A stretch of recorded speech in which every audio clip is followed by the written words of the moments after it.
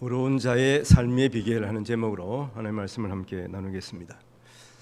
2022년 이제 서서히 저물어가고 있습니다. 1년을 되돌아보면서 아쉬운 점도 있을 것이고 또 성공한 것도 있고 또 실패한 것도 나름 있을 겁니다. 그런 가운데 중요한 것은 우리가 성공했다고 잘 되었다고 자만하지 않아야 되는 것이고 또한 실패했다고 해서 너무 좌절하지 말아야 되는 것입니다. 어려운 상황 가운데서 또 하나님께서 2022년도를 무사히 또 지나게 하신 은혜를 또 감사하면서 연말을 또 맞이하는 우리 성도님들이 되시기를 바랍니다. 다 아시겠습니다만 우리 인생은 긴 항해와 같습니다. 마라톤과 같죠. 그래서 한 호흡, 한 순간 하나님께서 인도하시는 그 길을 따라가는 삶이 중요합니다. 그 길이 하나님께서 인도하시는 길이라고 한다면 그것이 바로 성공의 길이에요. 그렇지만 하나님 인도하시는 길이 아닐 때에는 그것이 좋아 보일지라도 실패하는 길이다, 패망의 길이다 하는 것입니다. 그러면 항상 우리가 먼저 헤아릴 것은 내가 지금 가는 이 길이 하나님께서 인도하시는 길인지 또 하나님께서 기뻐하시는 일을 행하고 있는가, 이것을 항상 점검해 보아야 하는 것입니다. 지금 그것이 어려운 상황일지라도 하나님께서 가라고 하시는 길이라면 그 길이 올바른 길이기 때문에 우리가 그 길을 계속해서 가야 하는 것이고, 또 하나님께서 기뻐하시지 않는 길이라 그런다면 그 길이 지금 좋아 보이고 수월해 보일지라도 즉각 돌아서야 하는 것입니다. 성도들은 항상 하나님께서 기뻐하시는 일을 행하면서 살아가야 하는 것입니다. 그러면 하나님께서 그 길을 잘 인도하여 주실 것이고 또 앞길을 열어 주실 것입니다. 바로 이 길이 의인이 가야 하는 길이고 어려운 자의 삶의 모습인 것입니다. 여러분, 어려운 자의 삶의 비결은 무엇일까? 시편 37편은 다윗의 시라고 이렇게 표제에 기록이 되어 있지 않습니까? 이 다윗의 삶을 한번 어려운 자의 삶으로 비교를 해보면 좋겠습니다. 다윗은 형들이 블레셋과의 그 전쟁에 나갔을 때 그 형들에게 심부름을 갔죠. 아버지의 그 심부름을 갔습니다. 그래서 형들을 위하여 먹을 것도 마련하고 아마 왕이었던 사울 왕에게 또 드릴 그러한 선물도 마련해서 갔을 겁니다. 그런데 전장터에 갔더니 앞에 이 골리앗이라고 하는 이 블레셋의 장수가 하나님의 백성들 이스라엘 군대를 모욕하고 있는 거예요. 조롱하고 있는 것입니다.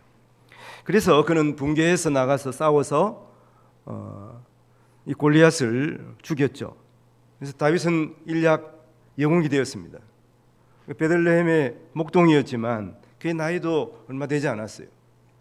그래서 일약 그 이스라엘의 영웅이 되어서 참 대단한 칭송을 받고 등장을 했습니다마는, 그러나 이 사울 왕이 시기를 하게 되어서 왕에게 쫓기는 신세가 되었습니다. 상당히 억울하겠죠. 그러나 긴 세월, 짧은 세월도 아니고 긴 세월 동안 다윗은 인내했습니다. 그 과정에서 상당한 어려움도 있었겠지만 환난을 이기고 또 하나님께서 기뻐하시는 일을 행하면서 살아갈 수가 있었던 것입니다. 오늘 본문을 통해서 이 다윗은 어려운 길을 가는 그 비결을 말하고 있습니다. 시편 37편에 보면 의인과 악인을 계속 비교하면서 다윗은 우리가 하나님의 백성으로서 어려운 길을 가야 된다고 말하고 있는 것입니다. 사실 저번 수요일 날 제목을 하나님을 소망하는 자는 복이 있다 하는 그런 제목으로 말씀을 함께 나누었습니다. 그래서 악인이 우리가 봤을 때 참 번성할 때가 있습니다.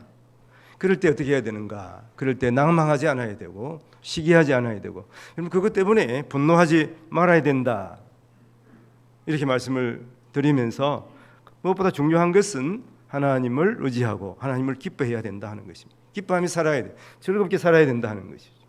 이게 결국 쉬운 일이 아니죠. 그러기 위해서는 하나님을 바라보며 하나님을 소망하는 자가 되어야 된다.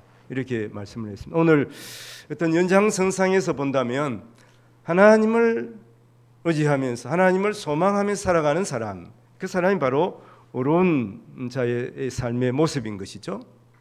그 모습들을 구체적으로 한 3가지 정도로 함께 생각해 보는 그런 시간이 되고 또 결단하는 시간이 되면 좋겠습니다. 먼저는 인내하며 기다리는 사람이 되어야 한다 하는 것입니다. 오늘 말씀 18절에 보면 이런 말씀이 있습니다. 여호와께서 온전한 자의 날을 아시나니 그들의 기업은 영원하리로다. 이렇게 말씀하고 있습니다. 하나님이 우리의 날을 다 알고 계십니다. 우리의 날을 정하시는 분은 하나님이시죠. 그래서 우리가 앞으로 지금 묵상하고 있는 전도서에 보면 3장 1절에 이런 말씀이 있어요. 범사에 기한이 있고 천하만사에 다 때가 있다. 이렇게 말씀합니다. 그래서 우리가 앞으로 나가야 될 때, 물러서야 할 때, 또 우리가 싸워야 할 때, 아니면은 또 뒤로 물러가야 할 그러한 때, 이러한 모든 기한을 하나님께서 정해 놓으셨다 하는 것입니다. 그런데 우리가 생각해 보면 대부분 귀한 것, 좋은 것들은 상당한 그 시간을 요하거든요. 시간을, 공을 들여야 하는 것입니다. 여러분 생각해 보십시오. 아이가 어머니 뱃속에서 10달 동안 있어야 건강한 모습으로 태어나게 되는 것이죠. 그리고 이런 맛있는 과일들은 햇볕과 비를 맞고서 오랫동안 이렇게 연걸어 가는 것이, 성숙해 가는 것입니다. 익어 가는 것이죠. 그래서 맛있는 과일을 먹을 수가 있는 것이죠. 그래서 빨리 먹고 싶다고 그래서 미리 따면은 뭐 그렇죠.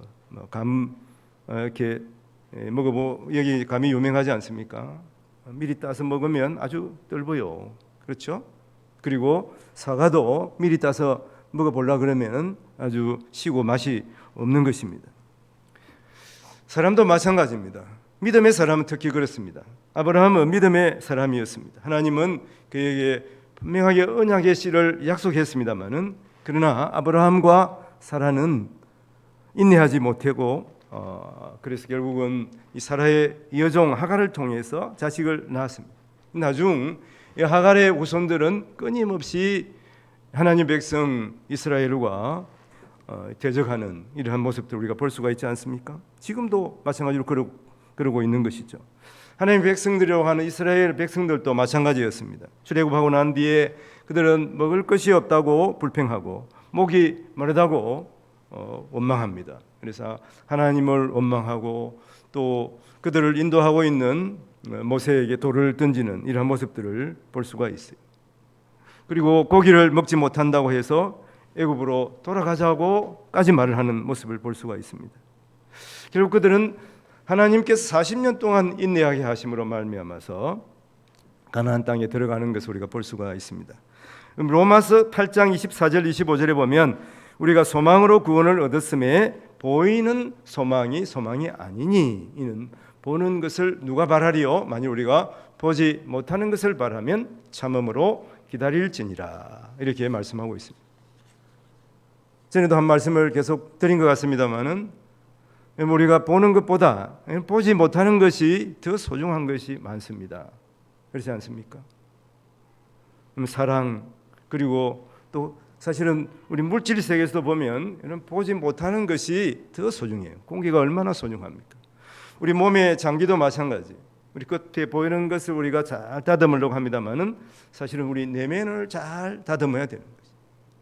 육신도 그렇습니다. 육신도 안에 오장육부가 얼마나 소중한지.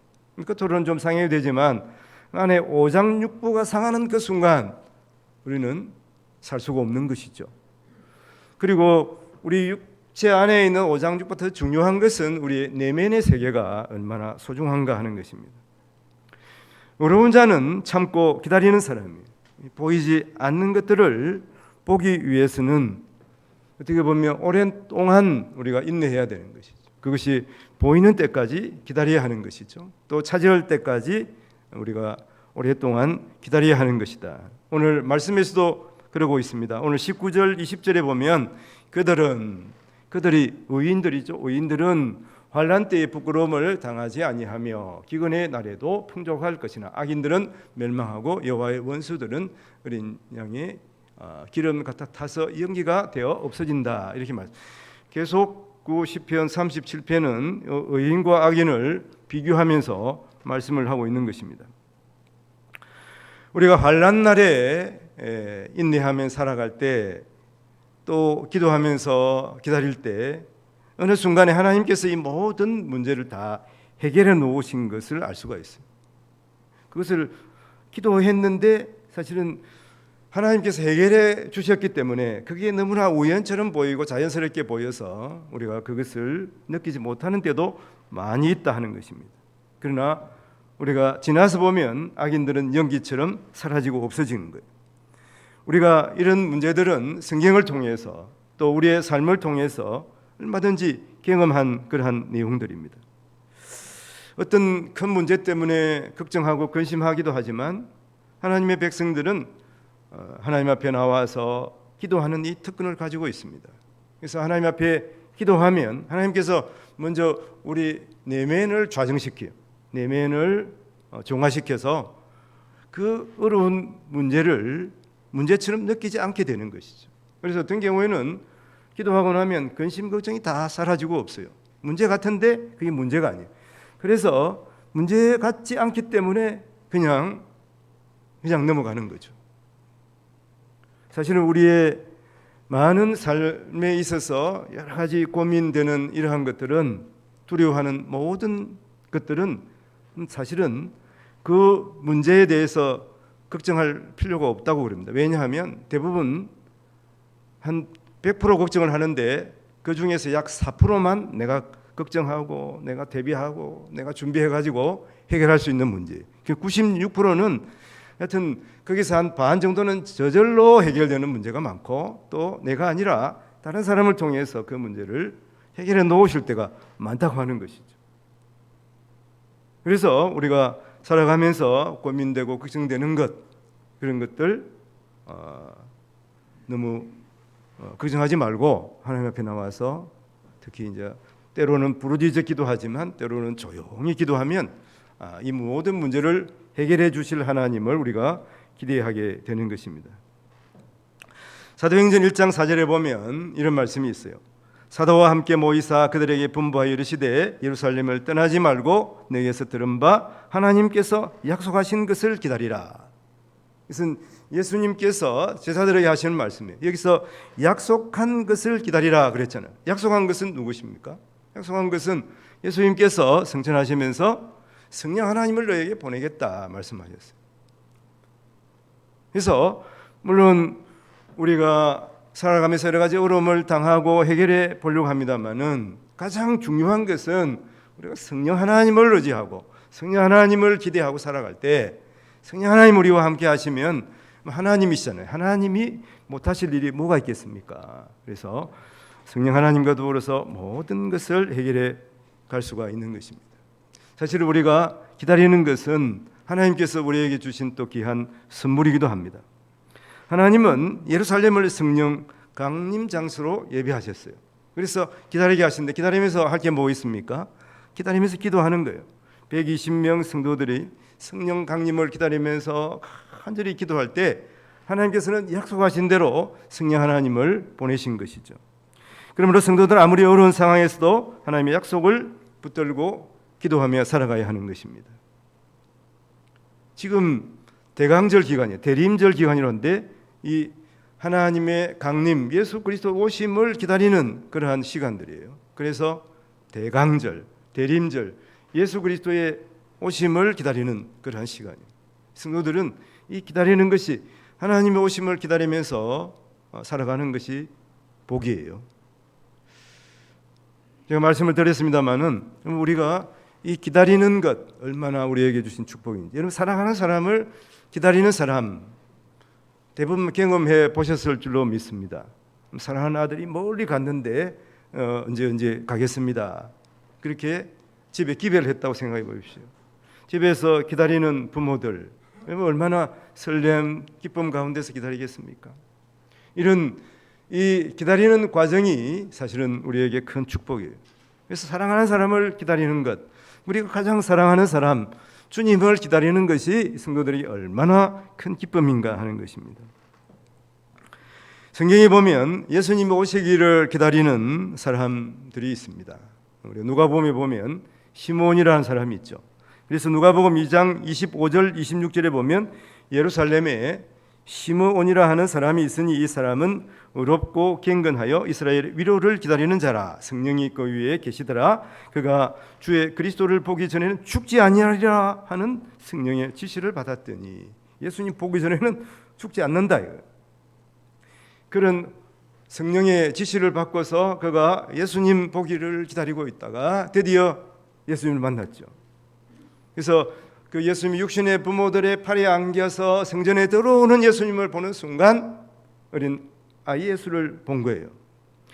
그래서 그가 예수 그리스도를 안고 노래합니다. 그래서 누가복음 2장 30절에서 32절 말씀에 보면 내 눈이 주의 구원을 보았사오니 이는 만민 앞에 예비하신 것이 이방을 비추는 빛이요 주의 백성 이스라엘의 영광이니이다 하니, 이 땅에 오신 영광의 강체 예수 그리스도를 안고 감격하며 노래하는 그러한 참 대단한 이 선지자의 그런 외침을 노래하고 있는 것이죠.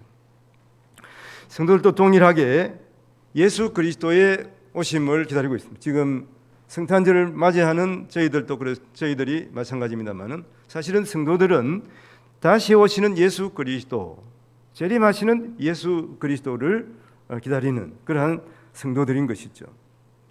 주님 오심을 기다리는 시간, 이 시간이 가장 우리에게 은혜로운 시간들입니다. 바로 우리에게 있어서 부흥의 시간이, 우리에게 있어서 찬양의 시간이 되는 것입니다. 주님 다시 오심을 기다리며 이 준비하는 우리 모든 그 성도들의 삶이 되기를 바랍니다. 다윗은 노래하는데 오늘 본문이 아닙니다만은 40장 1절에 이렇게 말하고 있습니다. 내가 여호와를 기다리고 기다렸더니 귀를 기울이사 나의 부르짖음을 들으셨도다. 다윗은 기다렸습니다. 다윗은 어려운 역경의 시간들, 사울에게 쫓겨다니는 그러한 시간들 동안 하나님을 기대하면서 하나님을 찬양하면서 그는 기다리고 기다렸습니다. 하나님께서 이 다윗의 기도와 이 다윗의 기다림을 보시고 마침내 그를 세워서 이스라엘의 왕이 되게 하셨습니다. 그리고 그를 통해서 마침내 그의 후손들을 통해서 온 세상을 구원하실 예수 그리스도를 이 땅에 보내신 것입니다. 사실 사람들은 기다리는 것을 싫어합니다. 기다리는 것 상당히 지루하게 생각하지 않습니까? 그리고 기다린다 하는 것은 남에게 뒤처진다고 생각을 하는 거예요. 손해본다고 생각합니다. 그리고 기다리는 그 순간들을 너무 갑갑해 하는 것이죠. 그러나 사실은 그 반대라고 합니다. 기다리는 것이 얼마나 소중한가 하는 거예요. 가만히 생각해 보면 우리가 기다리지 못해서 손해보는 것이 더 많아요. 그 일을 적극적으로 실행해서 이익을 얻는 것보다 그 일 가운데서 오랜 기다림을 통해서 얻는 유익이 더 많다고 하는 것이죠. 그래서 기다림은 성숙한 사람의 모습이에요. 기다리는 사람은 성숙한 사람들, 기다리는 것이 미덕이라고 하는 것입니다. 그래서 의인의 삶은 참고 기다리는 그러한 삶이라고 성경은 말씀하고 있는 것이죠. 먼저 의인의 삶은 인내하며 기다리는 삶이고요. 두 번째는 마음을 다스리는 그러한 삶을 살아가는 사람입니다. 이것은 성경에서는 온유와 연관을 짓고 있습니다. 오늘 21절 22절 말씀에 보면 악인은 꾸고 갚지 아니하나 의인은 은혜를 베풀고 주는도다. 주의 복을 받은 자들은 땅을 차지하고 주의 저주를 받은 자들은 끊어지리로다. 이렇게 말씀합니다. 자, 의로운 사람은 자기 마음을 다스리는 사람인데 그 사람은 대표적인 사람이 온유한 사람이라고 말하는 것이죠. 온유에 해당하는 헬라인 프라우스는 내면의 상태를 잘 조절하는 힘이라 하는 의미예요. 이러면 힘이 해서 아주 그 억센 그러한 짐승이나 그리고 이 말들을 잘 훈련시켜서 그것이 온순해진 상태. 그래서 그 말이나 그 억센 짐승이 힘이 없어진 게 아니에요. 그래서 훈련을 잘 받아서 온순하게 된 상태를 말하는 것입니다. 그래서 그 사람은 다른 사람에게 은혜를 베푸는 사람이에요. 이 말씀은 예수님의 팔복음 말씀과 연관이 있지 않습니까? 마태복음 5장 5절에 보면 온유한 자는 복이 있나니 그들이 땅을 기업으로 받을 것이며 라고 말하고 있습니다.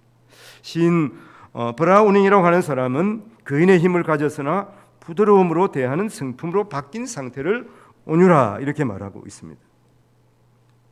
예수님이죠. 사실은 이 팔복음 말씀에 8가지 우리가 복을 누리는 그 말씀, 그 팔복의 성품은 바로 예수 그리스도의 성품을 말하고 있는 거예요. 예수님의 마음을 말하고 있는 것입니다. 그래서 예수님께서는 이렇게 말씀하십니다. 마태복음 11장 28절 29절에 보면 수고하고 무거운 짐진 자들아 다 내게로 오라 내가 너희를 쉬게 하리라. 나는 마음이 온유하고 겸손하니 나의 멍에를 베고 내게 배우라. 그리하면 너희 마음이 쉼을 얻으리니 이렇게 말씀하고 있습니다. 그래서 우리는 예수 그리스도를 닮아가야 하는 것이죠. 그래서 참 소망이 예수 그리스도가 될 때 우리가 예수 그리스도를 닮아가는 것이죠. 바라보는 법칙이 있습니다. 바라봄의 법칙. 계속 바라보면 그 사람을 닮아가는 거예요. 특히 이런 부부는 닮아간다고 그러지 않아요. 부부가 보면 너무 차이가 나면은 이 문제가 있는 거예요. 서로 바라보면서 외모조차도 조금씩 닮아가는 것이 부부라고 그럽니다. 한번 생각해 보십시오. 우리 부부는 지금 많이 닮아가고 있는가? 성품도 닮아가고 모습도 닮아가고 좋은 것도 닮아가고 못된 것도 닮아가는 거예요. 그래서 우리가 이렇게 다른 사람에게 영향을 준다는 거죠. 그러면 우리는 물론 성품이 좋은 품도 있습니다만은 우리는 예수 그리스도를 바라봐야 되는 거예요. 예수 그리스도를 닮아가는 사람이 되어야 하는 거예요. 성경에 보면 여러분 모세는 힘이 센 무고리 수요일날 제가 말씀을 드렸습니다만은 사실은 모세가 애굽의 왕자로 있을 때 그때 팔팔할 때 나이가 40 되기 전이잖아요. 그래서 자기의 정체성을 알았어. 아, 내가 이스라엘 사람이구나. 그래서 그는 어떻게 하든지 자기 동족을 돕고자 했습니다. 근데 어느 날 보니까 애굽 관원이 이스라엘 사람을 막 때리는 거예요. 그래서 화가 나가지고 하여튼 모세가 하여튼 혼연도 한 방 쳤는데 그 사람이 죽었잖아요. 물론 잘못 쳐서 억하면서 쓰러진 데 죽는 사람도 있습니다만은 대부분 힘센 사람이 내려치니까 그 사람이 다치게 되는 거고 죽기도 하는 거거든. 모세가 얼마나 힘이 셌는지 몰라요. 그래서 결국은 살인자가 되어서 미디안 광야에서 이 일 때문에 하나님께로부터 40년 동안 훈련을 받습니다. 미디안 광야에서 이스라엘 백성들이 광야에서 40년 동안 훈련을 받는 것과 마찬가지로 모세가 먼저 훈련을 받는 거예요. 그래서 모세가 이스라엘 백성들을 이끌고 가나안 땅으로 돌아오게 돼. 광야에서 40년 동안 있지 않습니까? 광야 40년을 생각해 보죠. 얼마나 하나님의 백성들이라고 하면서 이스라엘 백성들이 모세를 괴롭혔는지 몰라요. 얼마나 마음을 아프게 했는지 모릅니다. 만일 모세가 40년 전에 그 40이 되기 전에 그러한 혈기방장한 상태였으면 가만히 뒀겠어요. 너 일로 와. 그래가 지어받고 그러면 그 사람이 죽든지 또한 빙신되든지 그랬을 거예요. 그러면은 40년 동안 그랬으면 이스라엘 백성들이 남아날 사람이 있겠습니까? 하나님께서 그 마음을 만지셨기 때문에 그가 온유한 사람이 된 거예요. 그래서 민수기 12장 3절에 뭐라고 그럽니까? 말씀해 보면 이 사람 모세는 온유함이 지면의 모든 사람보다 더하더라. 전에 성경에 보면 모든 사람보다 성하더라 그랬어요. 모세가 온유한 사람이 됐다고 하는 것이죠.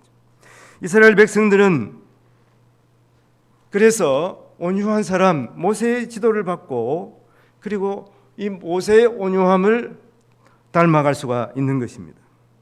다윗도 마찬가지. 다윗이 자기 아들 압살롬의 반역으로 그러면 기드론 골짜기를 지나 도망갈 때 그때 시므이라고 하는 사람이 옆에 와가지고 알짱알짱 되는 거예요. 그러면서 하는 말이 사무엘하장 16장 7절에 보면 시므이가 저주하는 가운데 이와 같이 말하니라 피를 흘린 자여 사악한 자여 가거라 가거라. 이렇게 했다는 거예요. 그러면 그랬는데 사실은 그렇게 했을까요? 성경은 점잖하게 이렇게 표현했습니다만은 실제로는 뭐예요? 이렇게 피 흘린 놈아, 너 꺼져라, 꺼져. 그 말 한 거예요. 그때 다윗의 옆에 있던 부하 장수가 뭐라고 그럽니까? 내가 가서 단번에 저자의 목을 벨까요? 다윗이 그렇게 말했어요. 다윗이 말하기를 지금 저자를 통해서 하나님께서 나에게 내가 나의 잘못, 나의 허물을 가르쳐 주시는 것이니 내가 저 사람을 심판할 자격이나 있는가? 이렇게 말했다고 하는 것이죠. 능히 그는 이 심의를 단번에 박살낼 수 있지만 힘을 드러내지 않고 참고 있는 것이죠. 이 다윗이 온유한 자예요. 하나님께서는 다윗을 가리켜 나와 나의 마음이 합한 사람이라 이렇게 말했거든. 이 사람이 결국 승리하는 사람이라는 것을 말씀하고 있습니다. 성경에는 마음을 다스리는 자가 성을 다스리는 사람보다 더 낫다고 말씀하고 있습니다. 그 사람, 자, 이 성을 다스리는 사람보다 더 낫다고 하는 말은 성을 다스릴 수 있는 자격이 있다는 거예요. 예수님께서 말씀하신 것처럼 온유한 자가 땅을 차지한다는 말씀과 같은 맥락에서 말씀드리고 있는 거예요. 오늘 본문에서도 동일하게 그 말씀을 하고 있는 것입니다. 땅을 기업으로 얻는다고 하는 거예요. 이 말씀은 하나님의 기업을 상속하게 된다는 의미를 가지고 있습니다. 이 말은 오늘 본문에서 그대로 적용되지 않습니까? 11절 말씀에 보면 온유한 자들은 땅을 차지하며 풍성한 화평으로 즐거워하리로다. 그래서 온유한 사람은 물론 하나님을 닮은 사람이고 하나님께서 복을 주시지만 이 땅의 삶에 있어서도 풍성한 복을 누리면서 사는 거예요. 다 빼앗길 줄 알았는데 사실은 하나님께서 다 보상을 해주는 거예요. 그리고 화평이 풍성하도록 하신다고 말씀하는 것입니다. 그래서 의로운 자의 삶을 말씀하고 있는 것이죠. 그래서 두 번째로 말씀하시는 것은 마음을 잘 다스리는 사람이에요. 온유한 사람, 그 사람이 의로운 자의 삶을 살고 있다고 말하는 거죠. 세 번째는 모든 행사를 하나님에 맡겨야 하는 사람, 맡겨야 하는 것이죠. 그 사람이 의로운 삶을 살고 있는 사람이에요. 오늘 23절, 24절에 보면 여호와께서 사람의 걸음을 정하시고 그의 길을 기뻐하시나니 그는 넘어지나 아주 엎드러지지 아니함은 여호와께서 그의 손으로 붙드심이로다. 하나님께서 붙드시는 거예요. 하나님께 붙드신다 하는 얘기는 하나님 앞에 맡기는 것을 말합니다. 하나님은 우리의 모든 걸음을 정하시고 또 우리의 그 정하신 걸음대로 가는 것을 하나님께서 기뻐하시는 것입니다. 그래서 어려운 자는 마치 넘어진 것 같지만 결코 완전히 엎드러지지 않는다는 것입니다. 왜 그러냐 하면은 하나님께서 이렇게 세워주시기 때문에 그런 것입니다. 그래서 이런 자들은 모든 일들을 하나님 맡기는 거예요. 이 모든 일이 중요합니다. 내가 적당하게 어떤 것은 하나님 맡기고 어떤 것은 그냥 내 마음대로 해야 되겠다. 이런 것이 아니에요. 장로님이 기도했습니다마는 우리가 온전히 믿는다고 하는 것은 내가 생각해서 믿는 것이 아니에요. 하나님을 믿는 것이죠. 하나님 믿는다는 것은 하나님의 뜻대로 내 모든 것을 하나님 맡기는 것을 말하는 것이 아닙니까? 다윗은 수많은 시간 동안 전쟁터에서 보냈습니다. 외부의 적에게 공격을 얼마나 많이 당했겠습니까? 그러나 그가 가장 힘들어했고 어려웠던 것은 내부의 적이 있었다고. 사울 왕의 시기가 있었습니다. 그리고 다윗은 자기 아들 압살롬의 배신을 당하기까지 하지 않았습니까? 그럼 다윗의 삶을 보면 이러한 절망적인 그러한 상황에서도 우리가 앞에서 보는 대로 사울 왕이 쫓기다가 어디까지 갔습니까? 자기가 죽인 그 골리앗의 그 고향 가드까지 가가지고 가드의 왕 앞에서 이 부하처럼 망명을 하며 살았어요. 그 사람들이 얼마나 의심을 했겠습니까? 그런 가운데서 그는 그러한 의심을 피하기 위해서 그 사람들 앞에서 나는 바보다, 나는 미쳤다, 미친 짓까지 했습니다. 그래서 사람들이 볼 때는 와, 다윗은 골리앗을 죽인 대단한 용장이야. 눈에서 빛이 나올 거야. 그 목소리는 마치 우리와 같을 거야. 그렇게 생각했는데 다윗을 보니까 그렇지가 않아요. 깨재재해 보이는 거예요. 에이, 별 볼일 없구나. 결국 그 위기를 다윗은 그렇게 해서 벗어나지 않았겠습니까? 그런 절망적인 상황에서도 그는 하나님을 원망하거나 누구를 불평하지 않았다고 하는 거예요. 이것이 다윗의 모습입니다. 왜 그럴 수가 있습니까? 자신을 하나님 앞에 온전히 맡겼기 때문이에요. 자신의 고통스러운 그러한 상황을 하나님 앞에 그대로 아뢰었습니다. 그리고 오직 하나님의 도움을 구했습니다. 그리고 자신의 모든 삶을 인도하시는 분이 하나님이심을 그가 고백하고 노래했던 것이죠. 그래서 그는 자신의 삶을 돌아보니까 하나님께서 자기를 붙들고 계심을 알았습니다. 그래서 그의 모든 시편에서 하나님에 대한 지식과 하나님을 향한 찬양으로 점철되어 있는 것이죠. 그래서 그는 하나님의 뜻에 따라서 순종의 길을 달려간 것입니다. 그런 후대의 모든 이스라엘 왕들이 본받아야 할 그러한 기준이 되는 사람이에요. 하나님을 기쁘시게 하는 것이 어때야 함을 그는 분명하게 드러내 보였습니다. 하나님께서는 다윗의 찬송을 기뻐하시고 받으셨습니다. 사람은 다윗도 마찬가지입니다만은 다 부족한 부분들이 있습니다. 이성도 부족하고 지성도 불완전합니다. 하나님께서 그렇게 기뻐한 다윗도 얼마나 큰 범죄를 저지른 것을 우리가 알고 있지 않습니까? 그래서 세상에는 완전한 사람이 결코 없습니다. 오직 하나님이 자신을 드러내실 때에 창조주 하나님을 볼 수가 있는 것이죠.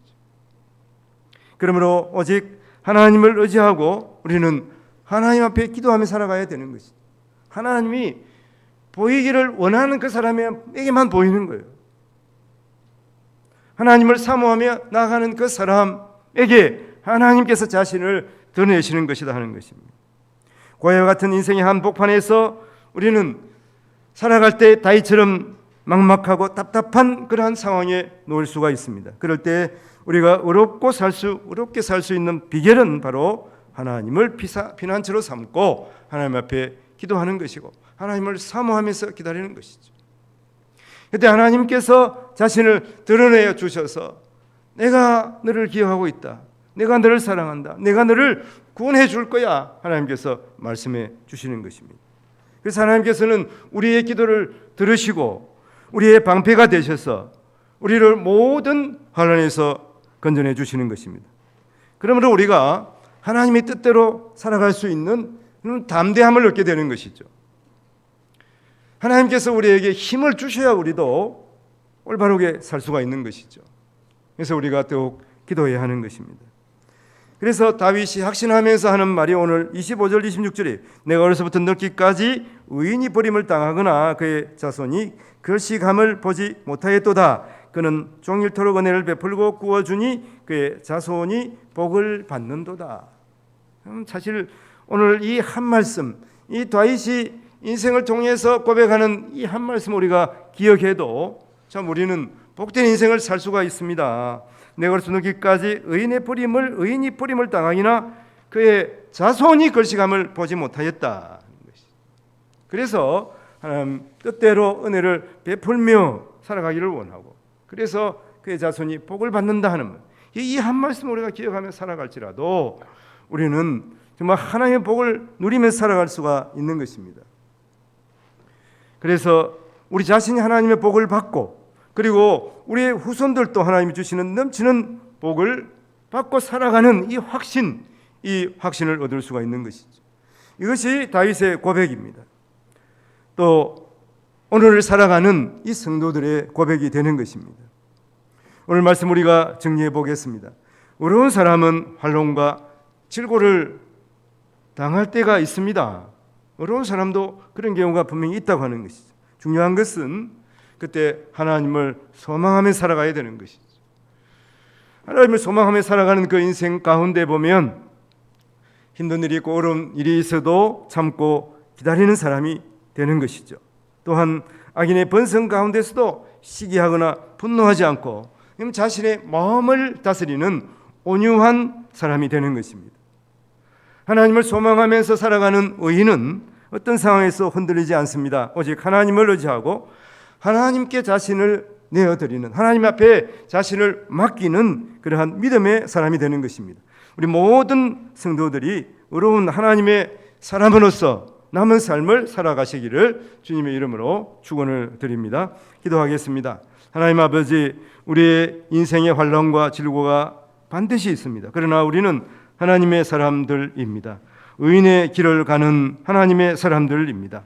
악인의 번성과 조롱에도 굴하지 않게 하시고 더욱 인내하며 시기하거나 분노하지 않고 우리 자신들을 마음을 다스리는 온유한 사람이 되게 하여 주시옵소서. 오직 하나님을 의지하고 하나님 말씀에 순종하는 믿음의 사람이 되게 하셔서 우리 자신뿐만 아니라 후대손손 주님 오실 때까지 하나님의 복을 받아 누리며 하나님 앞에 영광 돌리며 살아가는 모든 성도들 되게 하여 주옵소서. 감사와 고리를 죄에서 구원하신 우리 구주 예수님 이름으로 기도하옵나이다.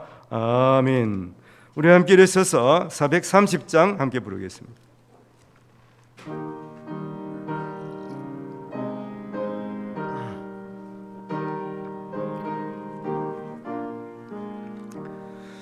주와 같이 길 가는 것 즐거운 일 아닌가. 우리 주님 걸어가시 발자취를 밟겠네. 한 걸음 주 예수와 함께 날마다 우리 걸어가리. 어린아이 같은 우리 미련하고 약하나 주의 손에 이끌리어 생명길로 가겠네. 한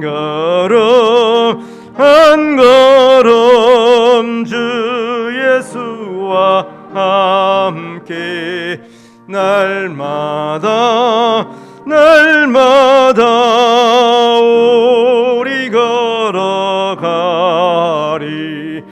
꽃이 피는 들판이나 험한 골짜기라도 주가 인도하는 대로 주와 같이 가겠네. 한 걸음 주 예수 함께 날마다 우리 걸어가리. 옛 선지자 에녹같이 우리들도 천국에 들려 올라갈 때까지 주와 같이 걷겠네. 한 걸음 주 예수와 함께 날마다 우리 걸어가리. 기도합니다.